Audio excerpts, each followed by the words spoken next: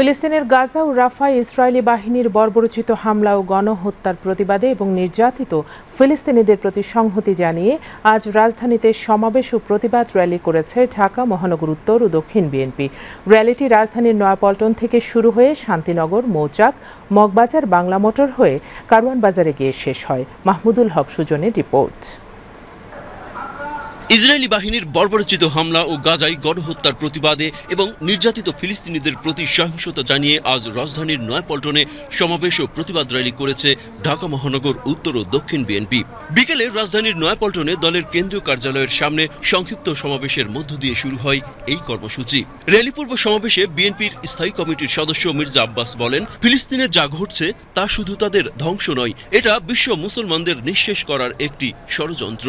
মুসলিম বিশ্বের যেই সকল মোড়ল দেশ নিজেদের রাজত্ব বাঁচানোর জন্য, নিজেরা বেঁচে থাকার জন্য আজকে নেতৃত্ব দিচ্ছে না, তাদের প্রতি আল্লাহর অভিশাপ নেমে পড়বে। শহীদ রাষ্ট্রপতি জিয়াউর কথা আমি স্মরণ করব, যিনি ইরাক-ইরান যুদ্ধের বন্ধে হস্তক্ষেপ করেছিলেন। আমি বিশ্বাস করি যদি আজকে শহীদ রাষ্ট্রপতি জিয়াউর বেঁচে থাকতেন, এমন ভূমিকা নিতেন যে ইসরায়েল এই অপকর্ম করার সাহস করত না।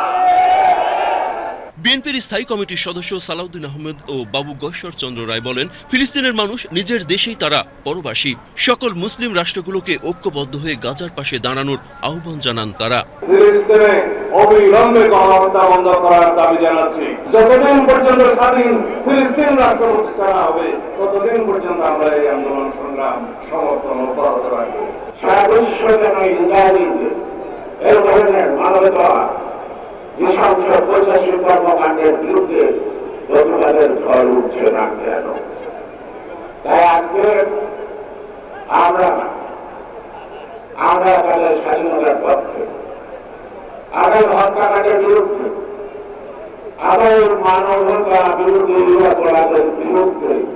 আমার বন্ধুরা বলেছেন ইসরায়েলি পণ্য বয়কটের কথা, আমি এটা সমর্থন করে বলছি। বয়কট মানে কি? বয়কট হলো আমি সেটা ব্যবহার করব না, এমনকি কেউ যদি আমাকে উপহার হিসেবেও দেয় আমি সেটা গ্রহণ করব না। র্যালি পূর্ব সমাবেশে সভাপতিত্ব করেন ঢাকা মহানগর দক্ষিণ বিএনপির আহ্বায়ক রফিকুল আলম মজনু। পরে বিএনপির নেতাকর্মীরা হাতে প্লাকার্ড, ফিলিস্তিনের পতাকা ও কালো ব্যানার নিয়ে ইসরায়েলি পণ্য বয়কট করো, ফিলিস্তিনে হামলা কেন, জাতিসংঘ জবাব চাই স্লোগানে র্যালিতে অংশগ্রহণ করে।